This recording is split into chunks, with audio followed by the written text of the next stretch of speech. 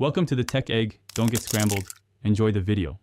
In this video, I will explain how to adjust your motorcycle chain. Before we begin, always prioritize safety by wearing gloves and eye protection. Make sure your motorcycle is securely on a stand on a flat surface. Your owner's manual is your best friend here. It provides crucial specifications for your specific bike, including the ideal chain slack measurement. Always refer to it first. Now let's check your current chain slack. First, rotate your rear wheel several times to find the tightest point in the chain's travel. Using a ruler, measure the vertical movement or free play of the chain at its midpoint, typically between the sprockets. Most bikes require between 25 and 35 millimeters or 1 to 1.5 inches of slack.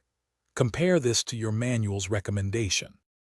To adjust, you'll first need to loosen the large rear axle nut.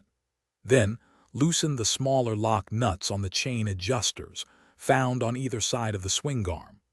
Turn the adjuster bolts in small, equal increments on both sides to achieve the correct chain slack.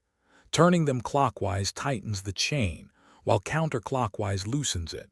Maintain perfect wheel alignment throughout this process. Once the slack is correct, tighten the axle nut to your motorcycle's specified torque setting, then secure the adjuster lock nuts. Double-check both the chain slack and the wheel alignment to ensure everything is perfect. Finally, don't forget to lubricate your chain thoroughly. Regular cleaning and lubrication, typically every 500 miles, are essential for extending your chain's life and ensuring smooth, safe riding. Thanks for watching. Consider subscribing if I helped unscramble your problems.